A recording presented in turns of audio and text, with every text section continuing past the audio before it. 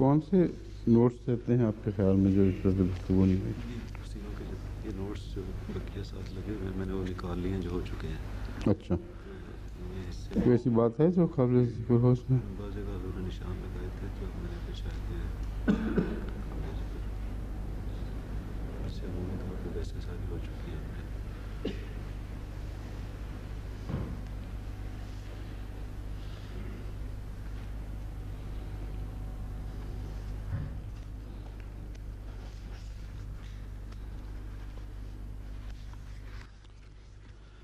औज़ु बिल्लाहि मिनश्शैतानिर्रजीम बिस्मिल्लाहिर्रहमानिर्रहीम वलकुम निस्फु मा तरका अज़वाजुकुम इन लम यकुल लहुन्ना वलद फ़इन कान लहुन्ना वलदुन फ़लकुमुर रुबु मिम्मा तरकन मिन बादि वसियतिन यूसीना बिहा औ दैन वलहुन्ना रुबु मिम्मा तरक्तुम इन लम यकुल लकुम वलद फ़इन कान लकुम वलदुन फ़लहुन्ना थुमुनु मिम्मा तरक्तुम मिन बादि वसियतिन तूसूना बिहा औ दैन वइन कान रजुलुन युरथु कलालतन अव इम्राअतुन वलहु अखुन औ उख्तुन फलिकुल्लि वाहिदिन मिनहुमुस सुदुसु फ़इन कानू अक्सर मिन ज़ालिक फ़हुम शुरकाउ फ़िस्सुलुसि मिन बादि वसियतिन यूसा बिहा औ दैन गैर मुदार वसियतम मिनल्लाह वल्लाहु अलीमुन हलीम। इस आयत के ऊपर सवाए बाज़ हिस्सों के जिनका Auzubillahi minash-shaytanir-rajeem. Bismillahir-rahmanir-rahim. Huzur says that about this verse we have had quite a bit of discussion except for the Shia point of view.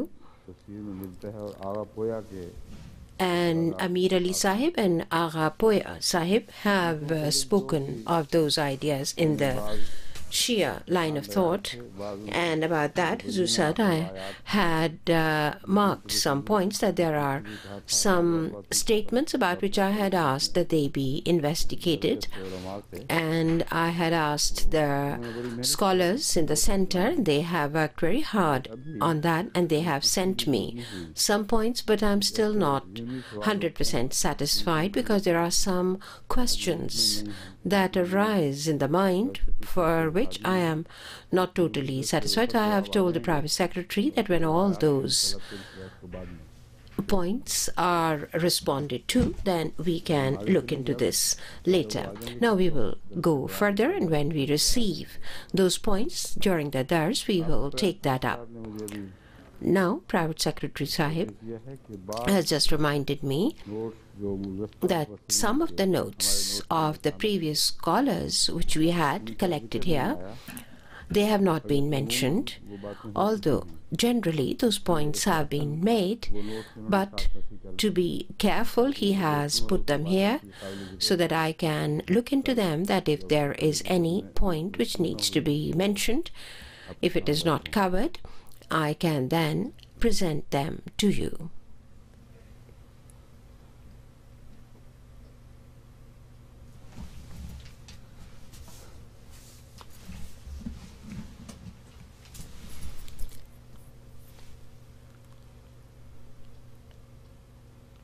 Allama Ulusi has spoken about these relationships with regards to inheritance. He says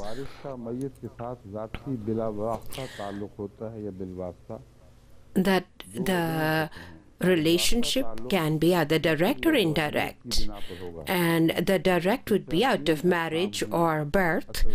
So there are three categories of inheritors. The first is by birth, where children and also parents are included in that bracket. So then there are relations through marriage, that these are husband and wife. So the Holy Quran has also included that as a category of inheritors, so that makes it two. Excuse me.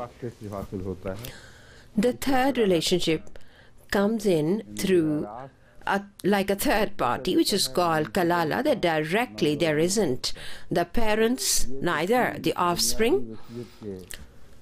So these are the three basic categories where some rights of inheritance are given, and the Holy Quran has declared them as necessary. And then under the word kalala, there is another area which comes in through the venue where there aren't any parents or children present. So he says that the offspring, the wives, the husbands, so parents, children, they are all given the inheritance. So out of the first two, they are related to the deceased person.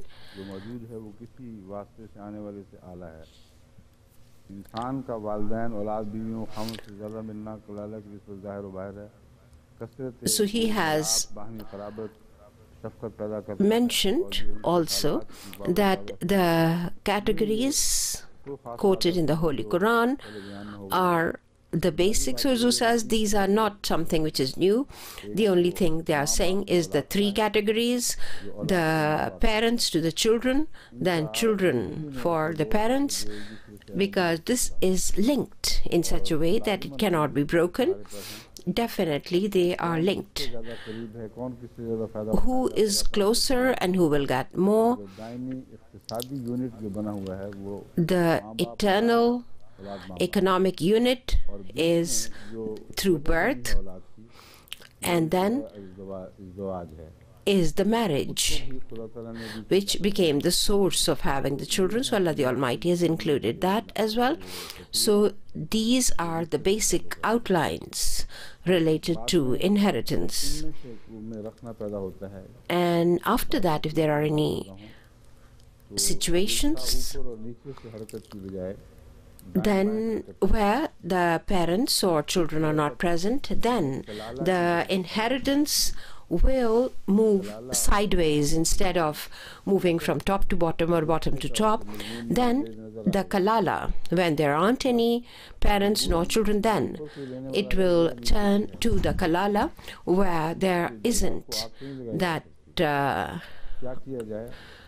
venue present. Then you can't burn the inheritance. What do? You then distribute it. So in gist form, this is what they have taken a long discussion on. There's one person, he has started this debate, and in that he has said that men have priority, that men were addressed more, women were indirectly addressed. So they say that priority is given to the man and a lesser degree is given to the woman. Huzu says these kind of ridiculous points have got nothing to do with our understanding. There is a hadith of the Holy Prophet ﷺ that what is the spirit of inheritance. Hadrat Ibn Abbas has related this. نسخ الله من ذلك ما أحب فجعل للذكر مثل حظ الأنثيين فجعل للذكرين لكل واحد منهم السدس والثلث وجعل للمرأة الثمن والربع وللزوج الشطر والربع. Bukhari, Kitab al-Tafsir. This is from Bukhari, Kitab al-Tafsir, that Hadrat Ibn Abbas who related that previously all the wealth was transferred to the children once a person died. And the parents would only get if a will was made in their favor. If a son or a daughter do not make a will, then the father or both the parents would not get anything. Allah the Almighty has then made these allowances that the man will give 16th and the parents will get 6th or a third, and the wife gets 8th or 4th, and the husband gets half or a quarter. This is the central definition of this inheritance rule. Imam Razi has taken up the debate of 2 parts and 1 part and has spoken of the wisdom behind that. Huzu said there is no new point which we have not covered. Huzu says there is one Shia venue of thought which I would like to present to you. I just want you to know about it. Sayyid Ali Naqvi, in Fasl al-Kitab, Volume 2, he has presented this, that from the Fiqh Ja'fariya, the wife will not get any part, and the property as houses and land will not be given to the woman, but the other wealth she will get a 4th of out of any other wealth or money which has been left behind by the deceased husband. So what they are trying to say is that Hadrat Fatima radhiyallahu ta'ala anha, keeping her in view, they have concocted this, that out of the wives, nothing should have been given, anything to the Holy Prophet ﷺ's wives after the passing away of the Holy Prophet ﷺ. It should only have been given to the children. If there is any land, then they will not get anything. But if there are houses in which they used to live, then you can make an assessment of their worth, and they can be given 1/8, and then they can be sent out of those homes as well. Now this stance Hazrat Ali who did not know about, while the Ummahatul Mu'mineen, the wives of the Holy Prophet ﷺ, remained in their houses, and they also were the owners of those houses. In the life of the Holy Prophet ﷺ, all the houses that the Holy Quran has referred to as Hujurat or Buyut, the homes or the quarters, and the wives where they lived, they were the owners. Similarly, Hadrat Fatima radhiyallahu ta'ala anha, where she had lived, it was considered her property, and this question never arose that after their death, after the death of the Prophet sallallahu alaihi wasallam, then there should be a confiscation of this property. The scholars have mentioned this, that this was an exception, that in life, the Holy Prophet sallallahu alaihi wasallam had given those houses as gifts. So with regards to that, if a gift is made, then it cannot be taken back. So the gifts are not then in the inheritance. If something is called hiba, it's a gift already given. And then to demand it in inheritance, that is not the right thing. And this is the flaw in that Shia line of thought which I am presenting to you. And we will discuss that at some point later. The Shia stance says that Hazrat Fatima radiallahu ta'ala anha had the right, but Hazrat Abu Bakr Siddiq radiallahu ta'ala anhu took that away from her. And they say that the reports say that she was the inheritor, but she was deprived. And on the other side, they say that the Holy Prophet ﷺ had given the property as gifts, and that gift was taken away from her, from Hazrat Fatima radiallahu ta'ala anha. If it was a hiba, if it was a gift to her, if it had been given in the ownership of Hazrat Fatima radiallahu ta'ala anha, then there is no question of that being brought into inheritance. It would have only been brought into question at the passing away of Hazrat Fatima radiallahu ta'ala anha. But hiba means that in his life the Holy Prophet ﷺ had given a gift to his daughter Hazrat Fatima, and after giving that gift, then there was no question whether he continued to live after that or he died. Hazrat Fatima radiallahu ta'ala anha had become the total master, the total owner.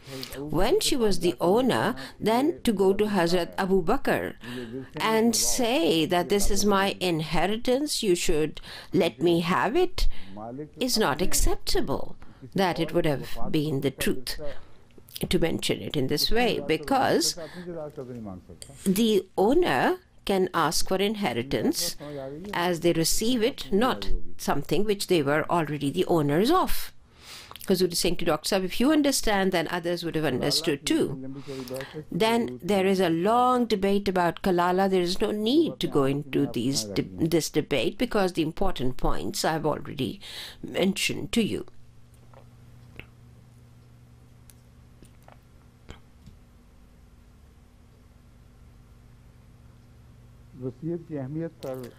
The importance of inheritance is something about which a lot of reports are given, while the Holy Quran has put enough stress on it, so everyone must make the will. There are two varieties of it. One is that verbally people mention it to their children and to their close relatives until it is known, until it becomes well known and there is no doubt about it. But the best way is that with regards to the transfer of property, you have to follow the directive of the Holy Quran and get it written down. Either you write it yourself or get it written down. And the Holy Prophet ﷺ's practice, and as the Holy Quran says, that those who can write it themselves, they should write it, which is more important, which is better. But if you can't write it yourself, get it written. Now this point has become more clear now, that a person who has written the will by himself, then no witness is required in the court of law, because if the writing is there, the person's signature is there, then that will be acceptable in every court of law. But if it had been written by somebody else, then a witness is needed. So the Holy Quran, in the first place, has directed that the will be written down. But if the person cannot write, then they should get it written down, and then witnesses are stressed upon. So according to the Islamic way, writing it down is very important with regards to death as well. And money matters, the Holy Quran has said you should write it down. While in those days, writing something down was an exception, and the Holy Prophet ﷺ was himself unlettered, and the majority of the people in his time, they did not know how to read and write. In that time, for an unlettered person to put so much stress on writing everything down shows that he had not thought of it himself. It was directed by Allah the Almighty, because Allah the Almighty knew that in future times there will be times when everything is written down, and this was essential. But in that time as well, when people were unlettered, for the Holy Quran to make this stress is of extraordinary import, and generally an unlettered person cannot think of it, and then they have to search for somebody who could write. While now there is so much facility to write down, now not to write is almost a sin, because even in previous times it would have been tantamount to sin, but now it is sinful, because in most societies now a lot of people can read and write. If a person cannot read and write, they can get somebody to write it. So all debt and all wills should be written down, because you cannot rely on continuation of your life. Then the will that you need to make, which is besides the laws given in the Holy Quran, otherwise it will be given and distributed as the law of the Holy Quran will dictate. Hazrat Muslim Maud did not make a will in this way, and the promised Messiah ﷺ did not make a will as well. The question is that Nauzubillah, was that not the following of the Holy Quran is directive? The thing is that somebody who is assured that the same directives of the Holy Quran will apply, and I do not want to use the allowance given to me of making will for 1/3 of my inheritance. So in that case, the Quranic laws will apply. So in the life of, in the family of the promised Messiah ﷺ, this has been followed, that only the will in favor of the Jamaat up to 1/3 has been made and written down, but besides that no other will has been made. So this should also be clarified, that if a person thinks that if I have not given the will in writing, then I will be held to account, I'm assuring them, if they are sure that their children will make the distribution in accordance to the laws of the Holy Quran, then there is no risk in them not writing a will. But if you think that the children will not cooperate and they will try to interfere with the laws given by the Holy Quran, then the best thing to do is to write it out the way you want it done. If you won't do it, then there will be flaws.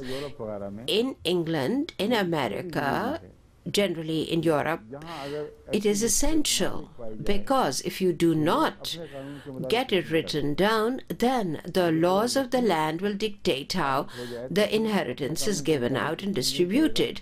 Then, if you have made the will, then the person making the will can dictate what he wants done.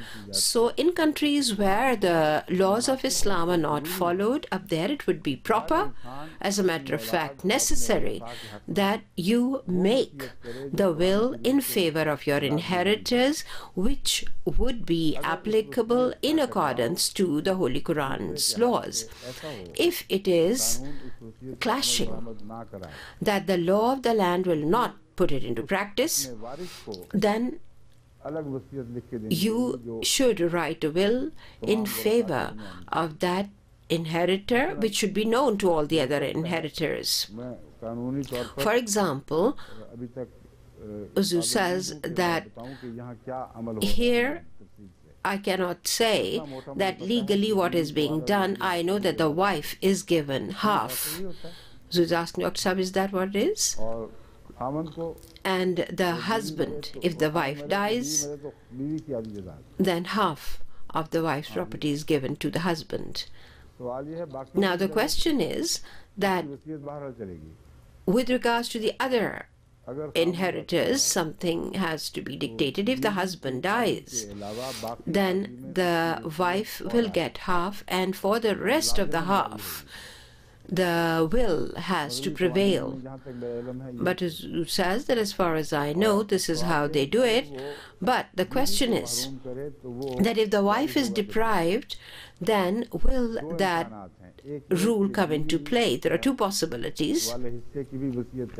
One is that he also makes the will that my wife will get this much and the others will get this much, except that the wife contests it. There is a possibility of that. She contests it according to the law of that land. So it is better that you make a will with regards to the entire property, and then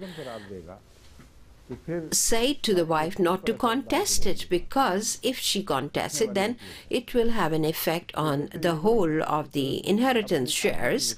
So make the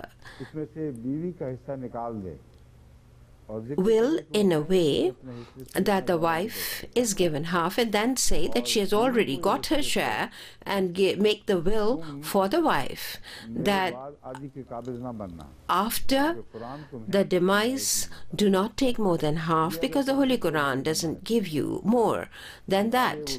If he does that, then he is free of blame. It is then up to the wife or the children later. Because of not doing this, there are a lot of disputes, and sometimes then some inheritance is passed on to the people who were given this through the laws of countries and not through the law of God. So it is very important to get it written down, and you should not underestimate these directives.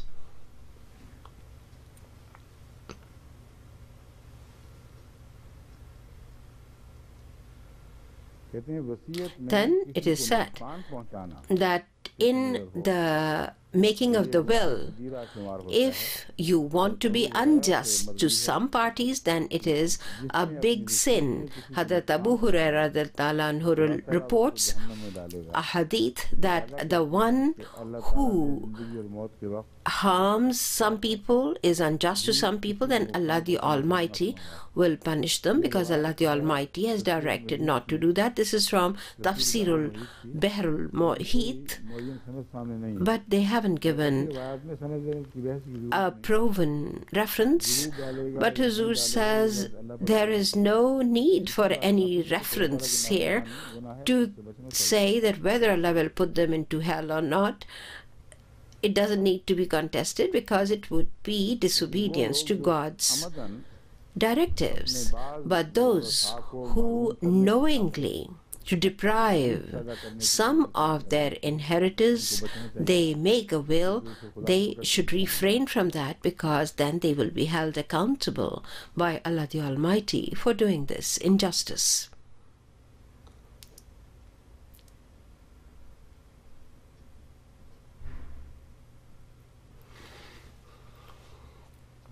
The discussion about 1/3, there are various Sahaba companions where reports are attributed. Hazrat Ibn Abbas says that moving it from 1/3 to a quarter might happen. He says that I feel that this would be very damaging to take 1/3 and give it to other people. If you want to do that, to give it to the people who are not really in line of inheritance, if you want to make a will, then make it up to a quarter. Huzur says this seems that this report is not very either reliable or strange. Hazrat Umar bin al-Khattab says that 1/3 is neither more nor less. So it is very proper, because you're allowed to give 1/3 by your own will. Hafiz Muzaffar Ahmad Sahib is going to research this and we will present that.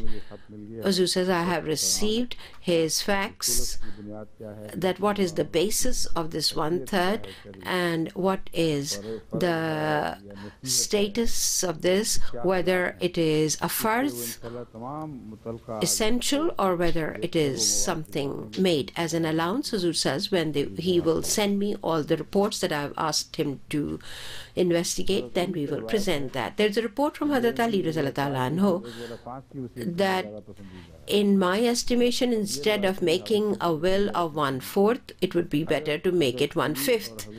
If, according to Hazrat Ali and Hazrat Ibn Abbas, the Holy Prophet ﷺ himself had said, directed to the Ummah, that this is what you should do, then these comments don't seem to be right. How can it be that Hazrat Ali radhiyallahu anhu would say that this would be more proper, while the Holy Prophet ﷺ had said that 1/3 is proper? So there are a lot of complexities and we need to study these points and to investigate them. About Kalala, Bibi Amtul Basit had sent me a reference. Huzur said, where was that reference? Huzur says, take that last part and have a look.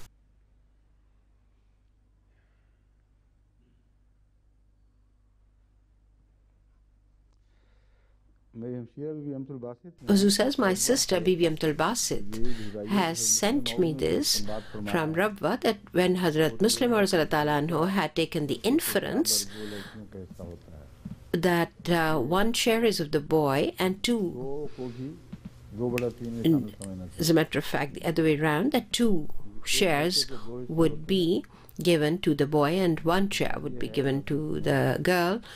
What it means here is that if there is 1 boy and a girl, then 2/3 will be given to the boy and 1/3 will be given to the girl. And if there is no boy, because according to the Holy Quran, the boy and the girl are equal, then 2 girls will be equal to 1 boy.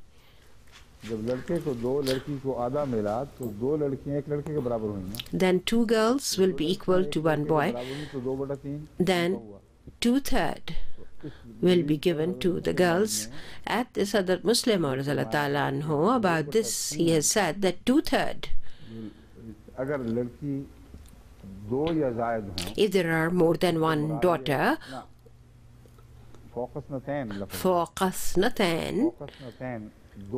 that they are more than 2, the girls, as the Holy Quran says, in that 2 are also included. It means that 2 or more than 2. This we have discussed before. You've heard it all. Here the only point is that what is the argument in this, that the 2 should also be included. Huzur says, it seems that some people have forgotten and everyone is looking so confused. I will have to mention that again. Give you a recap. The discussion is that if, with regards to the directives of the Holy Quran, if there are girls, the daughters who are the inheritors, how many will be sharing the 2/3? The Holy Quran says that if there are daughters, more than 1, for example, then how many will share in the 2/3? And how many there would be that they will get half? About 1. It is clear that if there is 1, she will get half. And then, if there are more than 2, then 2/3. Now this part in the middle creates an opening. That will they be the sharers in the half or will be the sharers in 2/3? In this discussion, many scholars say that they will get 2/3 एक निसफ है, shared equally. अगर एक Because if there's only one daughter, she will get half of the boy. But if there are more, then for qasnatain says more than 2.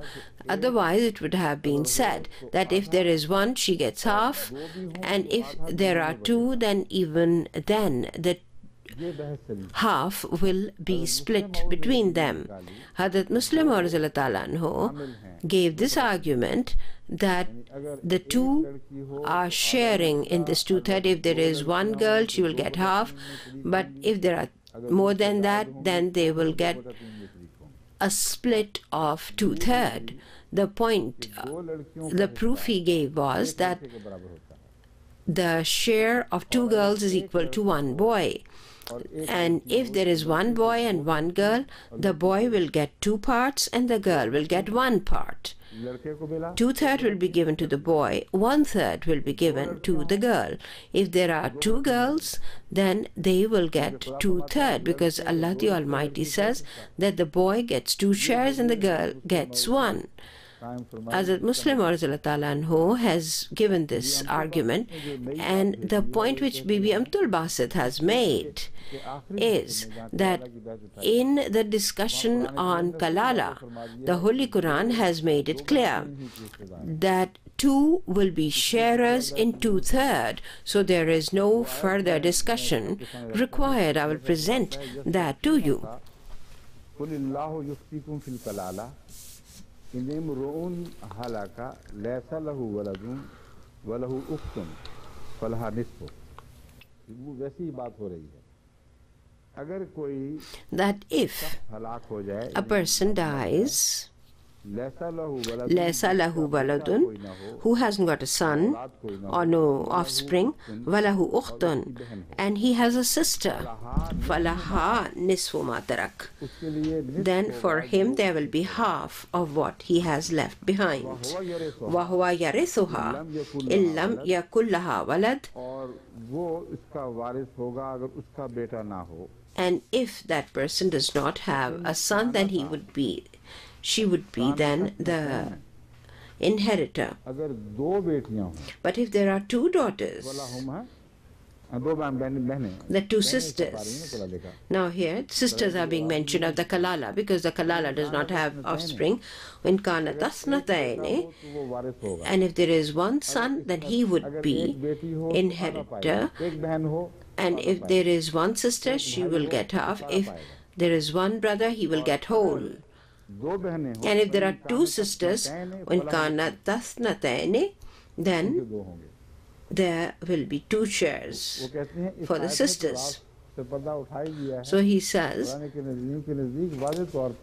Huzur says that Bibi Abdul Basit commented here that the 2 daughters will share in the 2/3 rather than 1/3. Huzur says it seems that people are listening very carefully, because there are more comments being received from Rabwa. A girl from here rang Rabwa and said, "Are you missing me?" She said, "No, we are listening to the dars. These days, we don't have time to miss you. Everybody's enjoying the dars so much."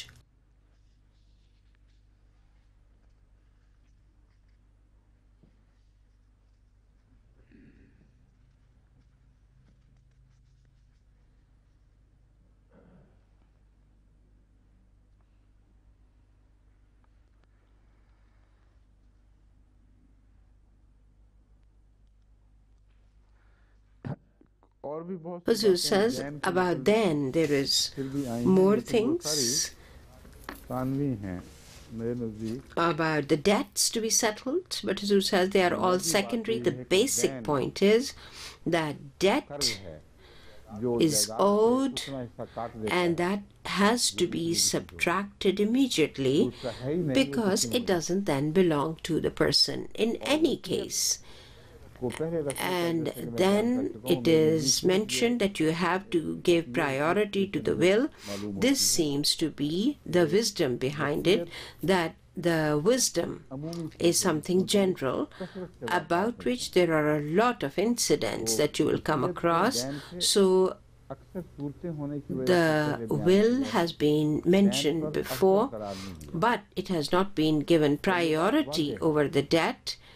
And this is quite clear that a reasonable person could not have any misunderstanding in this.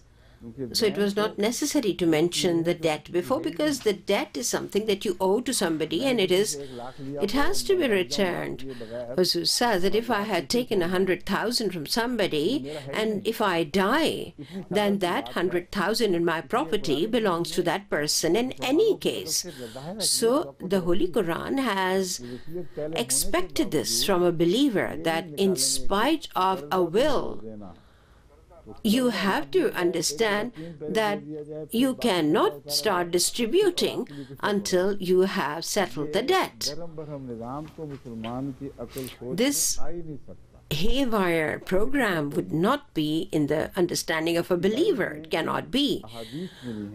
There are reports which verify this, that the Holy Prophet ﷺ's practice was that first of all the debt has to be settled, then the will has to be looked at. And some people have questioned that why was the will not given the priority. Huzur says, I have explained that this is a simple point to remember, that what does not belong to you, how will that be distributed? So first of all the debt and then will are mentioned. The will would happen in everyday life. There are few people who will die owing money to people. Huzur says nowadays it might be opposite, because the Prophet ﷺ had warned of the latter days, that in the latter days the rules of inheritance will not be followed, and that will be an indication of the lowering of standards and the breaking up of society in this way, because there are very few people who follow this these days. Huzur said, is that now quite clear? Huzur says, even if you ask me, I am not going to go back into this explanation again. Huzur is now reciting the next verse. أعوذ بالله من الشيطان الرجيم بسم الله الرحمن الرحيم تلك حدود الله ومن يطع الله ورسوله يدخل جنات تجري من تحتها الأنهار خالدين فيها وذلك الفوز العظيم ومن يعص الله ورسوله ويتعدى حدوده يدخله نارا خالدا فيها وله عذاب مهين. This is verse 14 of Surah An-Nisaa. In this verse, Allah the Almighty says, these are the limits set by Allah, tilka hududullah, that these are the limits set by Allah. Huzur says, so you can see that how the directives of the Holy Quran cover everything. If you can't understand, then you can seek help. But if you reflect, you will see that everything is contained in here. First, focus your attention on the directive of the Holy Quran.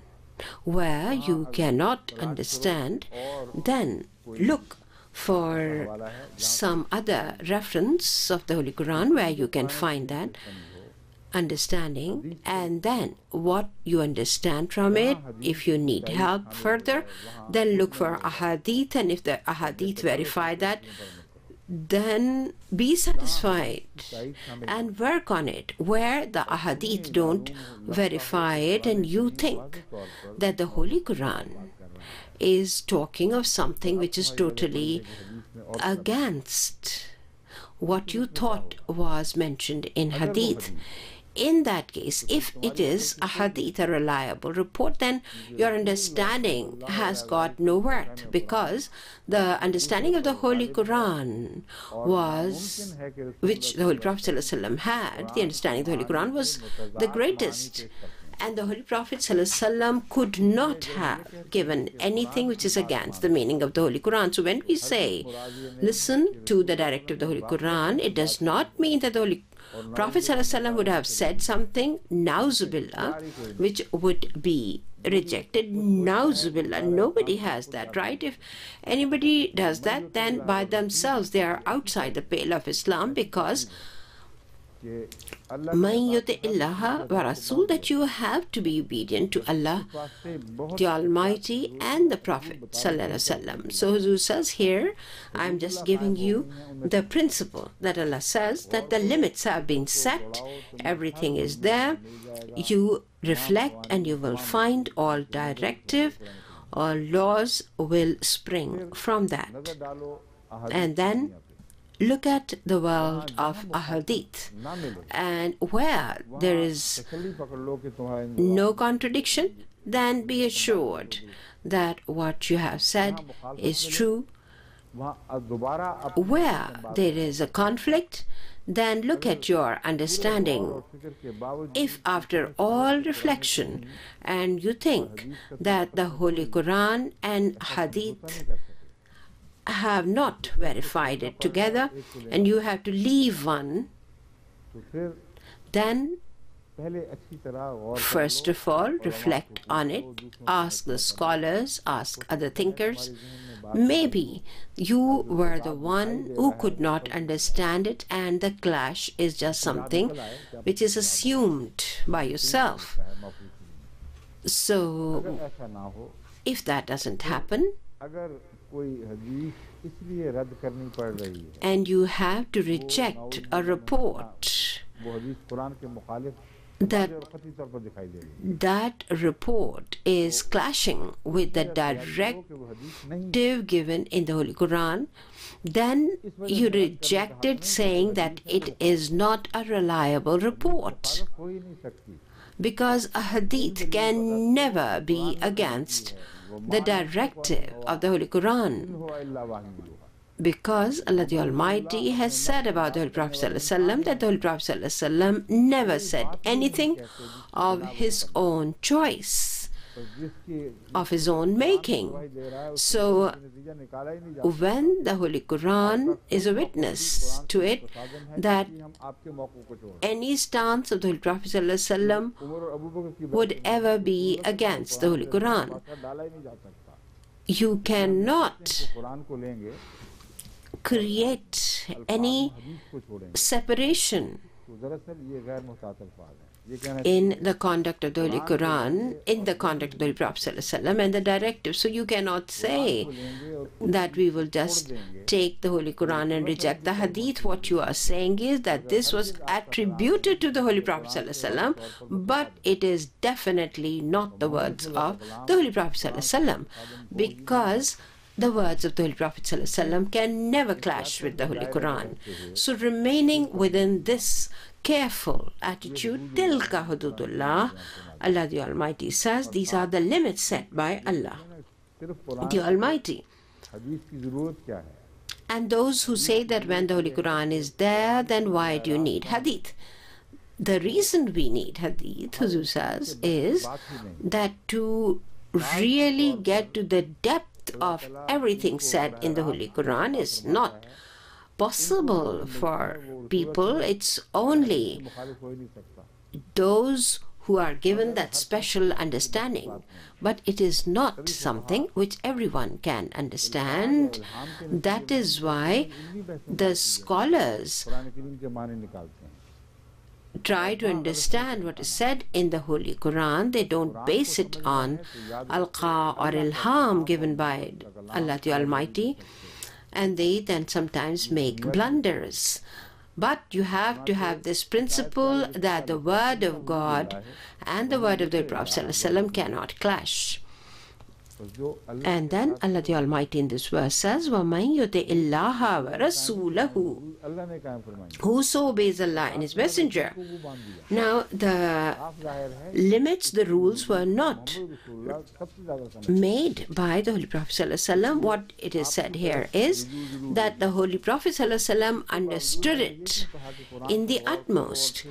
And then why did I say that first reflect on the Holy Quran, then look for hadith? This is because in this day and age, Huzur says that nowadays there are a lot of reports, hadith, which are called hadith, but they have so many clashes inside them. And then also such a hadith are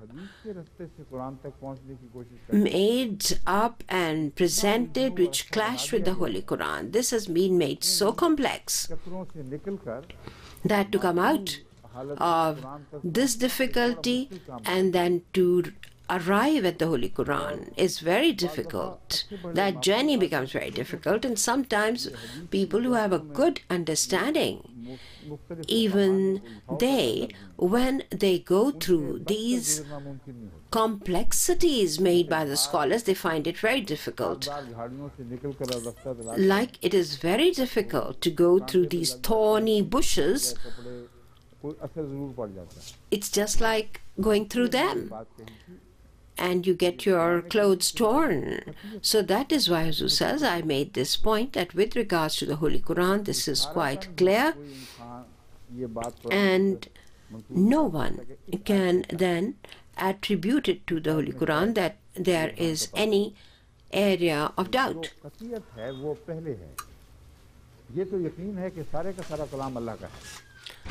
It is surely the word of God. So first try to understand this.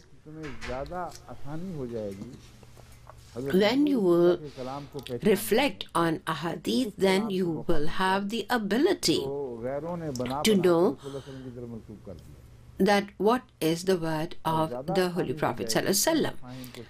And also then you will find it easier to understand the words of the Holy Prophet ﷺ, which the others could not understand because they have concocted strange things, and remaining within them, you can never resolve those complexities.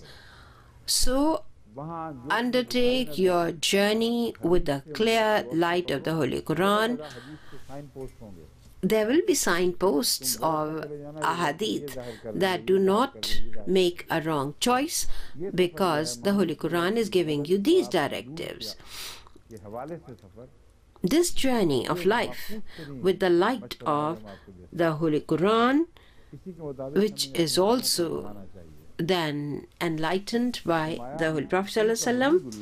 So Allah the Almighty has therefore said that these are the limits set by Allah, and whoso obeys Allah and His Messenger. So here what is mentioned is that no one can understand these limits more than the Holy Prophet ﷺ. So the person who will be obedient to Allah the Almighty and His Messenger, He will make him enter gardens through which streams flow. Therein shall they abide, and that is a great triumph. ذَلِكَ الْفَوْزُ الْعَظِيمُ. This is a great triumph. And then Allah the Almighty says, وَمَنْ يَعْصِ اللَّهَ وَرَسُولَهُ, and whoso disobeys Allah and His Messenger. You can see that how Allah the Almighty has spoken of Allah's directive and His Messenger's directive, because the Holy Prophet ﷺ had lost all his own ego, all his own understanding in favor of Allah the Almighty, and there it all goes so close. So the Holy Prophet ﷺ had no desire which would be outside the pleasure of Allah the Almighty.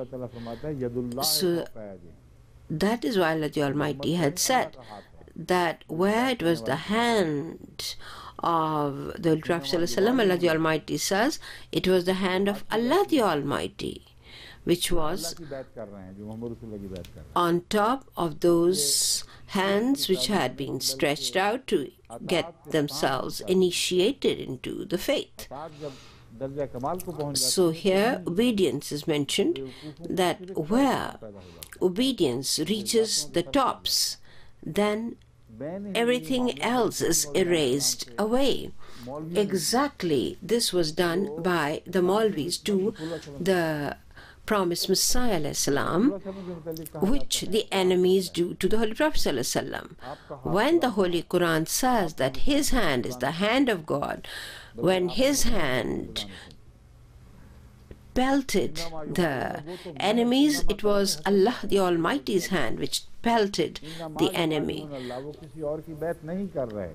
And then Allah the Almighty says that those who are getting initiated at the hand of the Prophet ﷺ, it is the hand of God that they are getting initiated at. So it does not say that Na'uzubillah, the Holy Prophet ﷺ became God. No. What it means is that the Holy Prophet ﷺ had lost himself totally in Allah the Almighty. So when the Messiah who had been promised, if he takes on the same stance, that if he loses himself into the directives of the Holy Prophet Muhammad Mustafa Sallallahu Alaihi Wasallam, nothing he says which is outside that, then the same will apply to him, that he, this promised Messiah Islam, and the Holy Prophet ﷺ then are the same as is being mentioned here.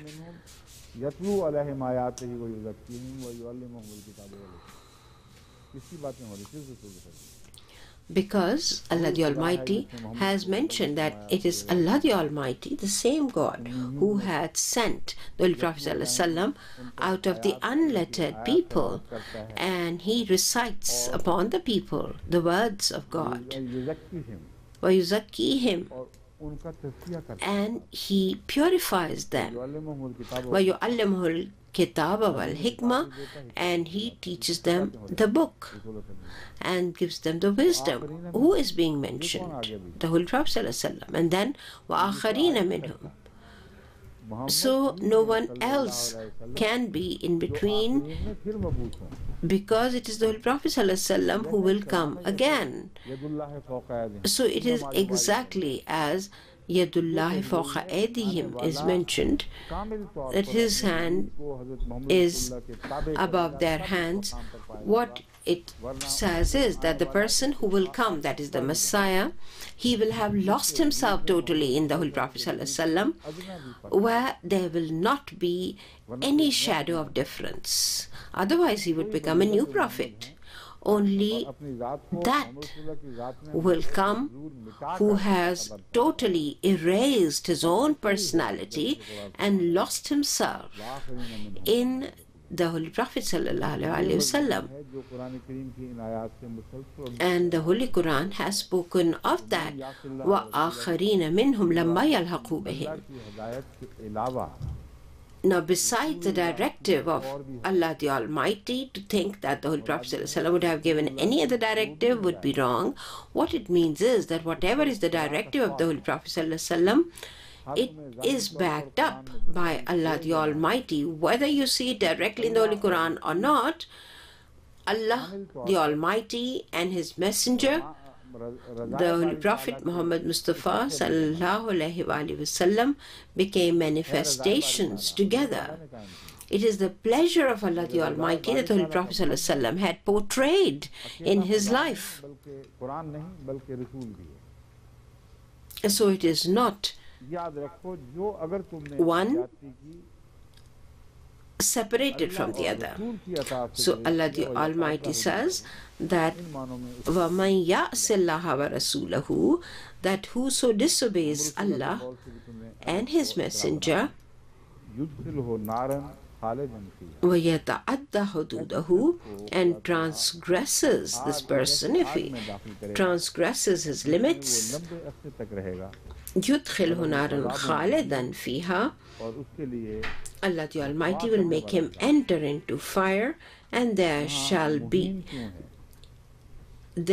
shall he abide, and he shall have a humiliating punishment. Huzu says here, what is mentioned is that a person who disobeys the Holy Prophet ﷺ, he himself wants to be honorable, and he's not looking upon the Holy Prophet ﷺ with that honor. For such a person, the warning is that there would be a humiliating punishment for him.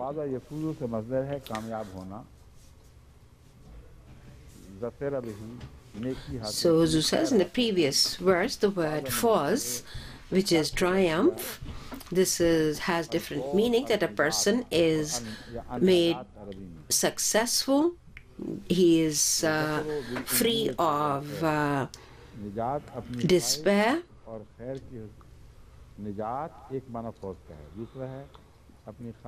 Another meaning is that fulfillment and success in one's desires.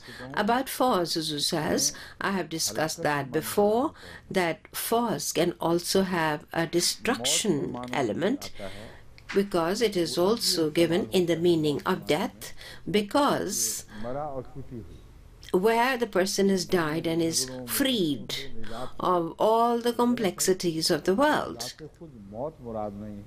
It does not refer to death itself, that also means freedom. So in Fawz and Azim, you can't have the meanings that a person dies. What it says is that this is the great triumph, that the person is then made a slave of the Holy Prophet ﷺ. This is amazing, that to think that somebody who becomes a slave, how can that be a triumph? Because the person is saved from all kind of slavery, every description of slavery, except the following of the Holy Prophet ﷺ. So there is only this safe path, that you adopt the slavery of the Holy Prophet ﷺ, and you will be freed from all other bondages which are negative, because after that you will have peace of heart and mind, and the hereafter will be made secure for you.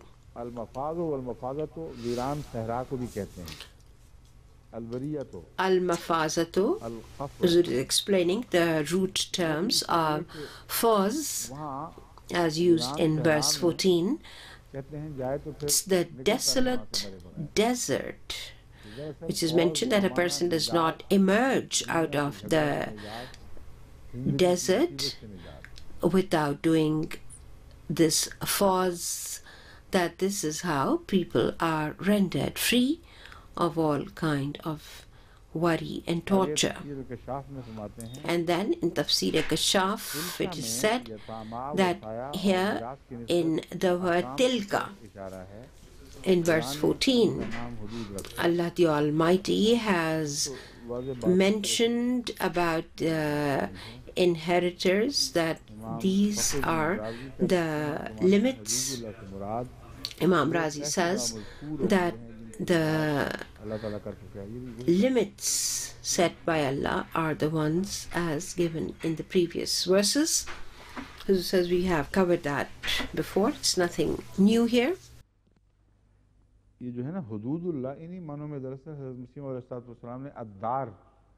Huzur says this hududullah, the limits of Allah, in that the promised Messiah salam has also understood this as ad-dar, that this is the house, this is which is protected by Allah, like in the Noah's Ark concept as well, that those who are within that sphere, they are protected.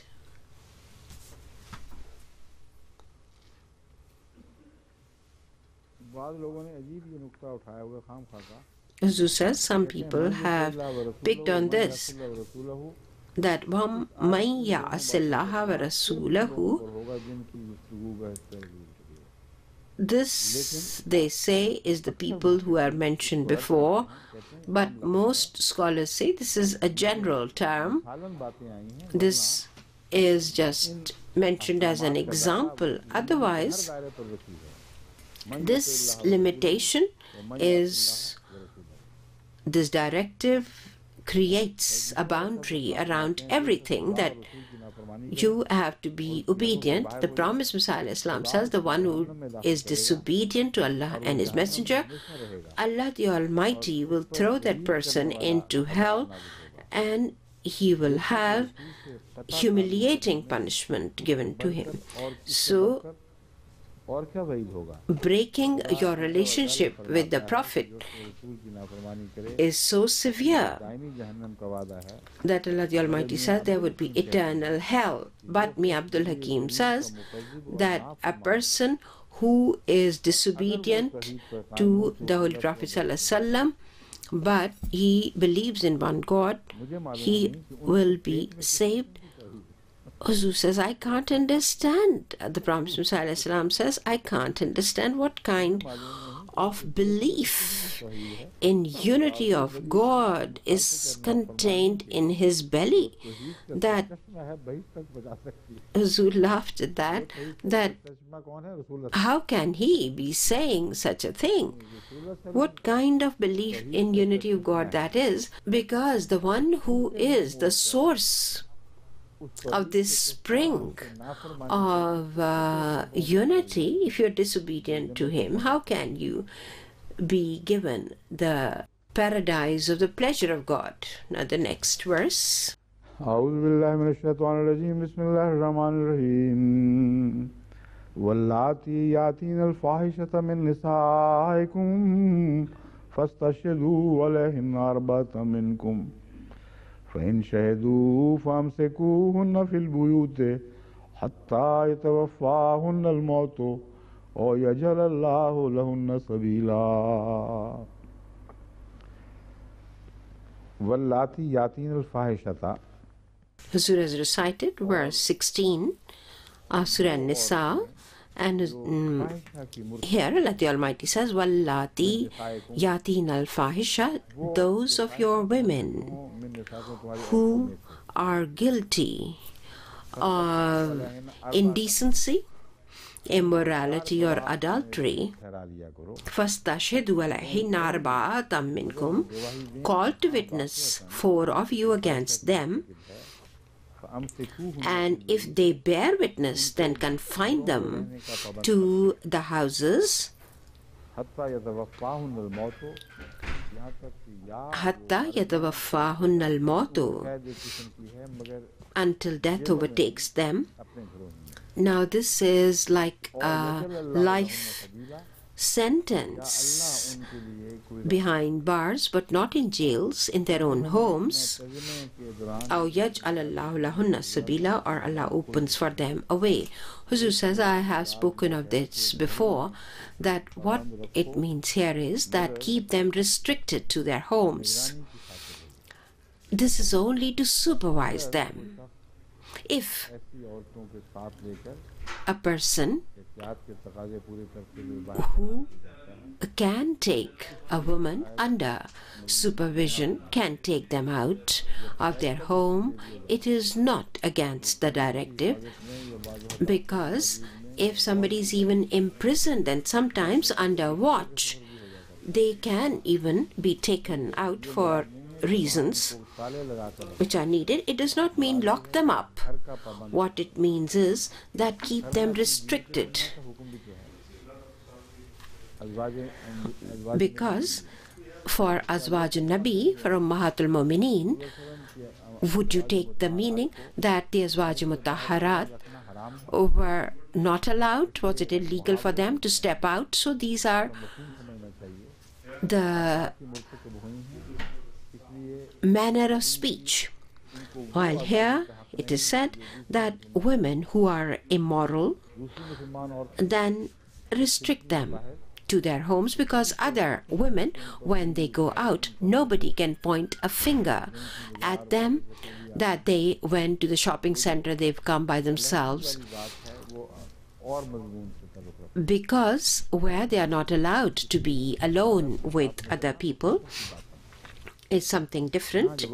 To go out with your husband or a mahram, but about a woman where there are witnesses available that she has become immoral, then she cannot continue to move around without supervision.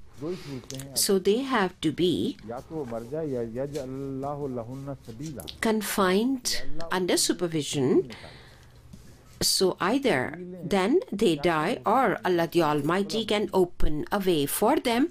Now this opening of a way is a vast subject, that if they are not married, then they can get married. Some people are told that, look, this lady you want to marry, she has this background, if you're ready, then you can marry them.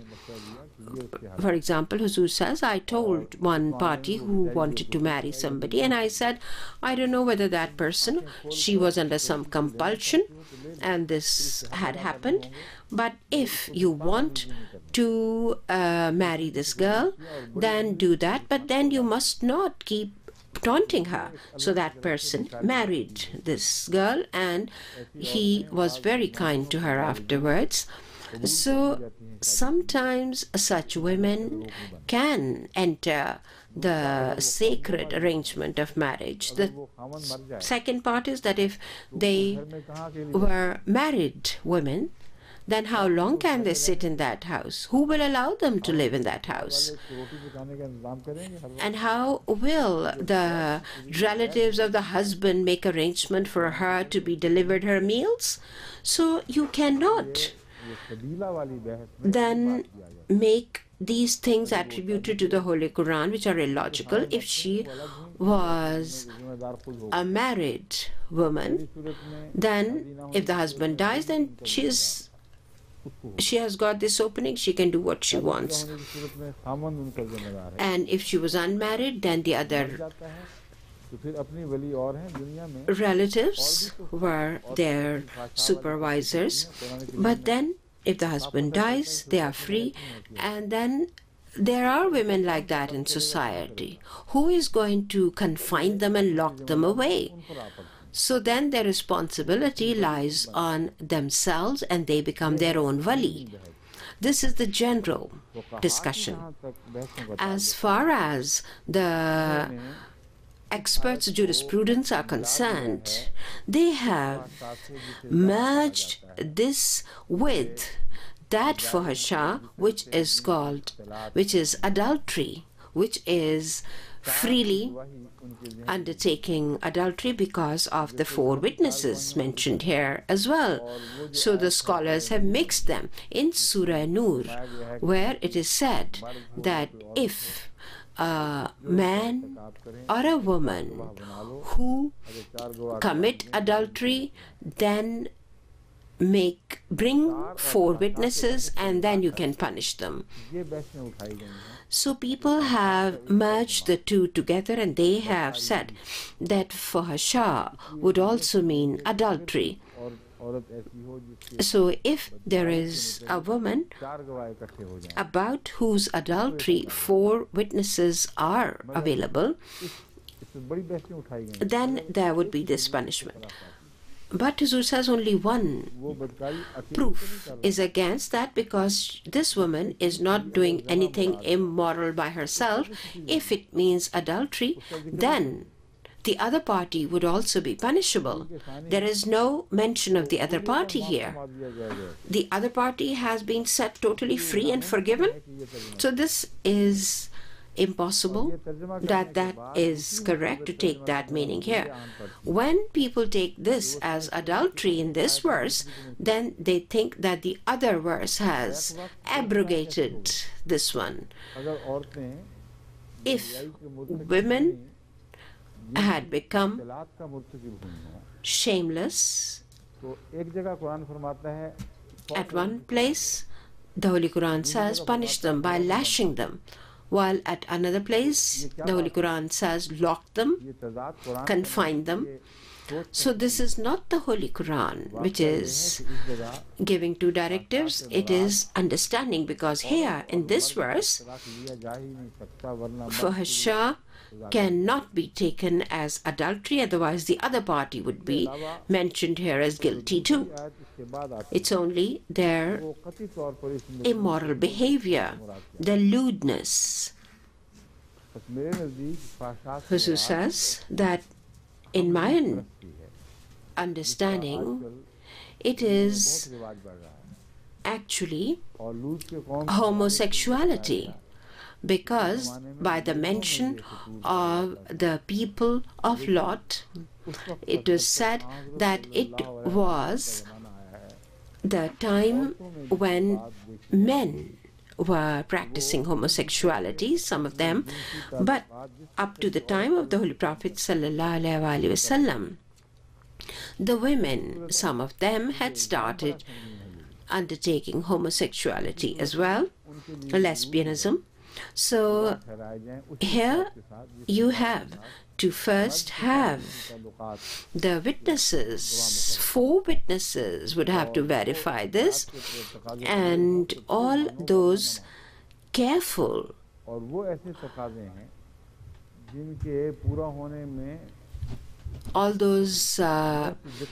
cares have to be taken before such a decision is arrived at.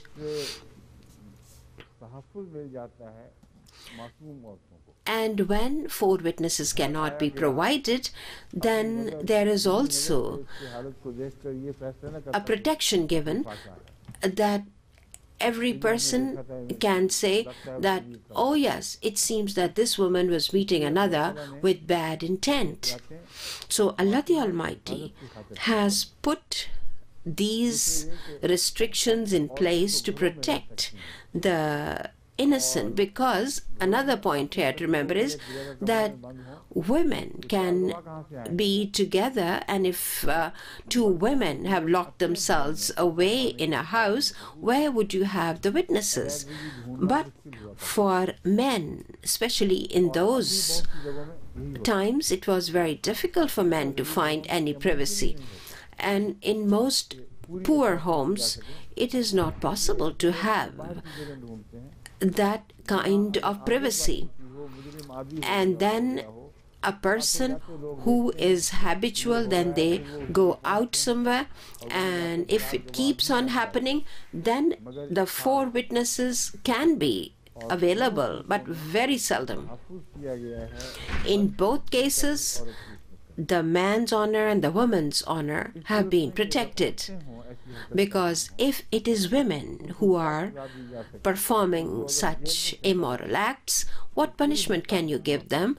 If you put them in prison, they will become even worse, because in prisons there are all kinds of criminals. What you need to do is to protect them from the company of criminals.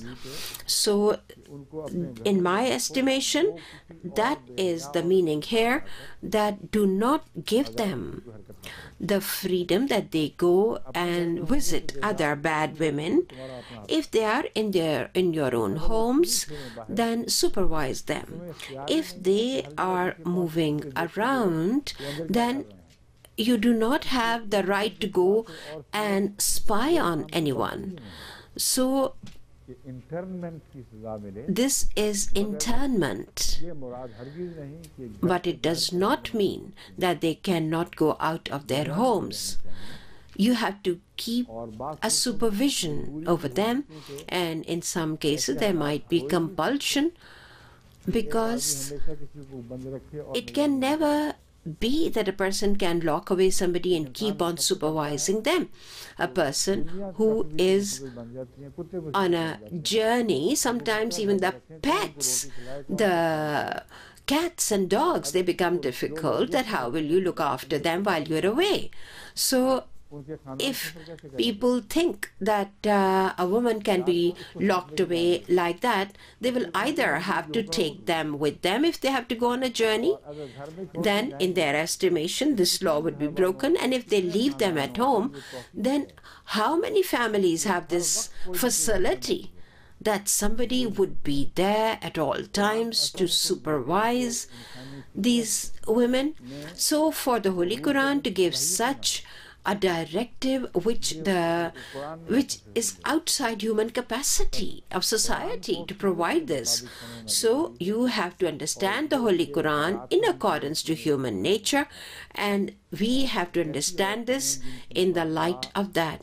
Such women who are guilty of lewdness, to the point that even 4 witnesses would verify that, because when people become more and more shameless, then they are not careful. So first of all, the person who's shameless, he will look around, he will run to some hiding place.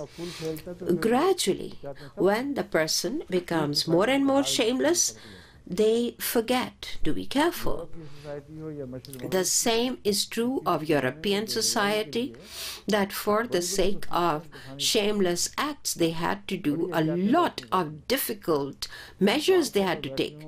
Now in parks, you look around and you will see sometimes you have to guard your own eyes and sight and turn away that what is happening.